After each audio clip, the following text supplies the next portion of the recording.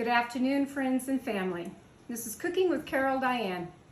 Today I'm going to do a long-time favorite of mine, a recipe that's been handed down through the family for a lot of generations. My grandmother's famous oatmeal cookies. This recipe, I have laid out all of the ingredients. I like to do that to show you what you're going to put in the cookies, and it's pretty easy, only just a couple little things that my grandmother did way back. She did not use butter, and she did not use the shortening, Crisco shortening. She used lard. And today we don't use lard in a lot of things, especially for cooking of pastries and different things. They've modernized it, but back then they did. So we revamped the recipe just a little bit, but it is the same one. Good old-fashioned Quaker Oats, regular oatmeal, not the instant. Large or extra large eggs, doesn't matter, I like the large eggs. Sun-made raisins. You can use some baking soda, vanilla, again the Crisco shortening.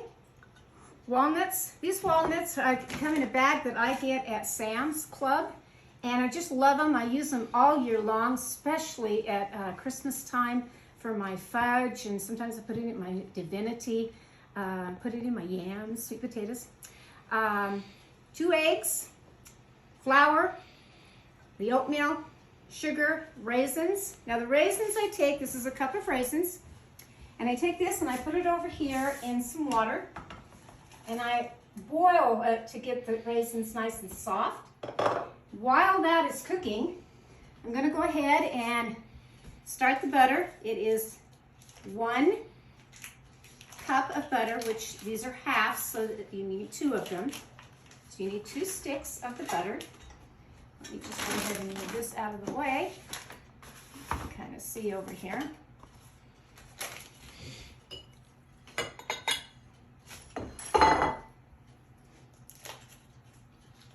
Like all cookie dough recipes, you start with the butter and the sugar. So we're doing 1 stick of that. And this might crack you up.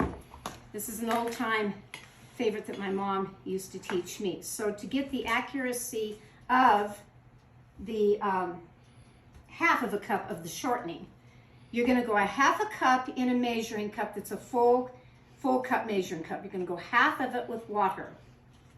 Then you're going to spoon out the shortening and let it float down in the water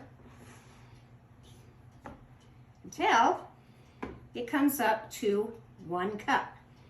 And that is the exact amount for the half a cup. You can put it in without the water. You can stick it in there and dig it out if you want to on any measuring cup, whether it's a glass one, or just the little cups that come with measuring spoons. But I like this one the best. Now, instead of going over to my sink all the time, I'm just going to pour out this water, and that's the half a cup of shortening. I'm going to stick it in with the butter. And I do apologize for the loudness of the mixer, but we do have to turn it on. So we've got that in there, and we've done 1 cup of regular sugar. And we're going to pour that in there. We're going to turn the mixer on. And we're just going to let that blend really well for a few minutes.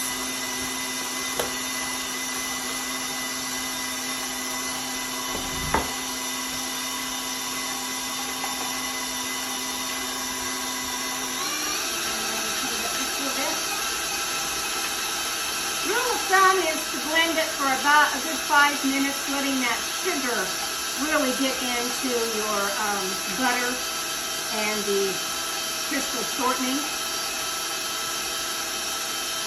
I like to start it with that. Then again, you're going to take your 2 eggs. I'm going to do it in the bowl to show you. It's just going to be 2 eggs.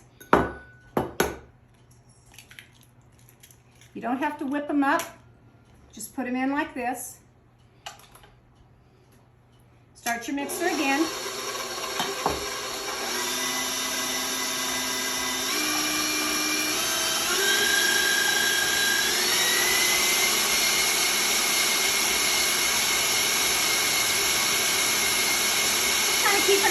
minutes. This is still mixing all the ingredients together. I like to stop my mixer every now and then and scrape the sides and make sure that the butter gets down into the mixer. You can see that down in there really good.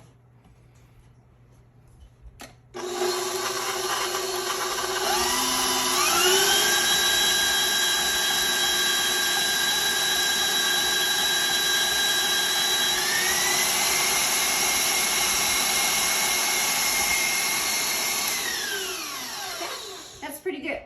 Now we're going to go back over here to the raisins that are cooking over here, and we're going to shut them off because it's very important what we're going to be using the juice, the water juice in here.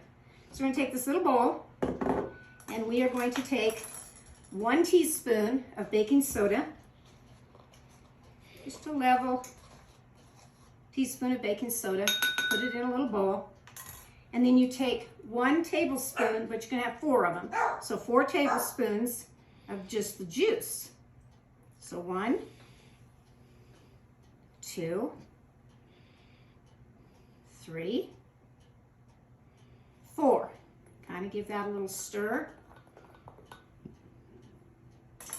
You can pour the excess of your juice out. You want the raisins. We don't want the juice.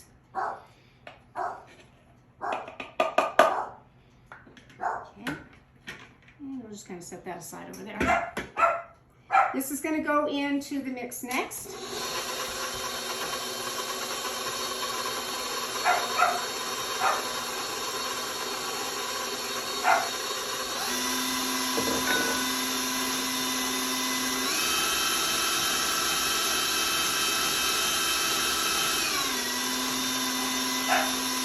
I take 1 teaspoon of vanilla extract. You can use the pure vanilla or just the imitation. Doesn't really matter. Pour that in.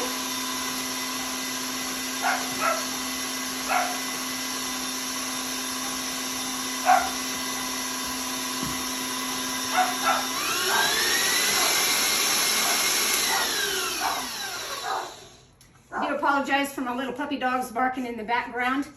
I have a little puppy that is a miniature dachshund that my son gave me, and 7 months old, real cute. And then I adopted a little boy, little Chihuahua dachshund mix. He's just the sweetest little thing. But when they get playing together, it's kind of noisy.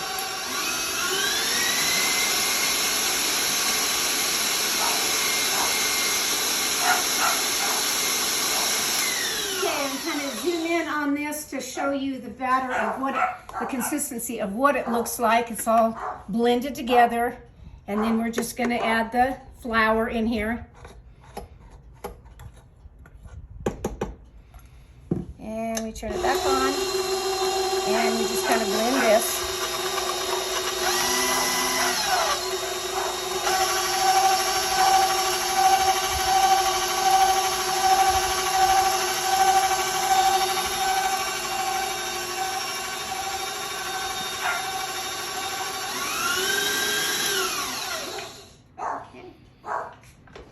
Take this down, my tried and true mixer that I've had for many years. Boy, does it come in handy. You don't have to have a tabletop mixer. You can do this with just a handy electric mixer, would be fine. Okay, so we've got this blended. It smells good because of the vanilla. Now we're going to add the oatmeal and my walnuts. A lot of walnuts, and I prefer them big like this. I really do, rather than all crunched up.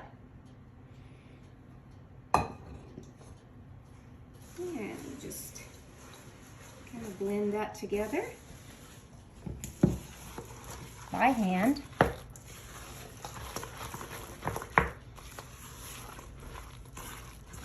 Kind of folding it and blending it together.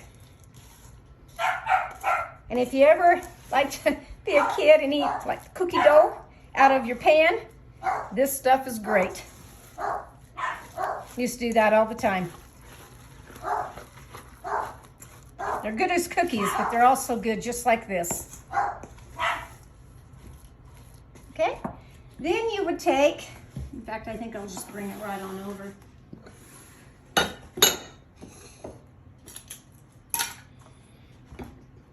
I have lined my cookie sheet with parchment paper. You can get parchment paper in a roll and cut it to the size of your cookie sheet, or you can actually buy parchment sheets.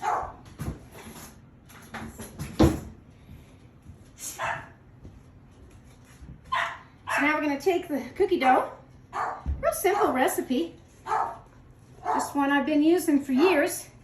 You just take a good tablespoonful, plop it onto your cookie sheet.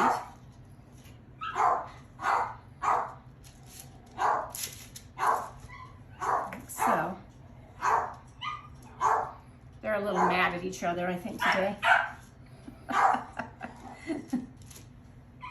It's a home well lived in.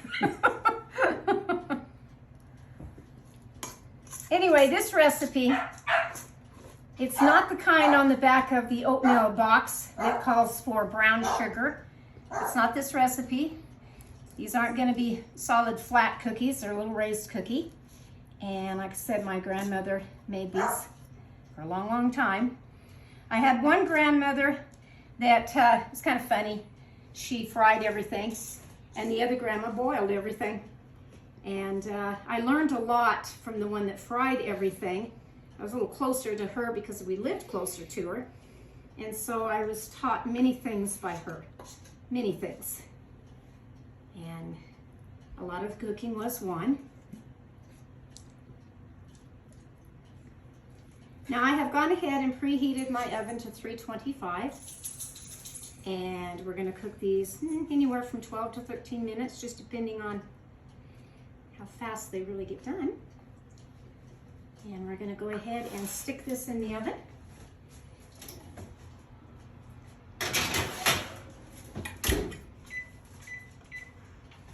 And like with all of my videos, I kind of do a two-part. So I will stop the video now and I will come back and show you the finished product in part 2 of Grandma's oatmeal cookies. Thanks for watching.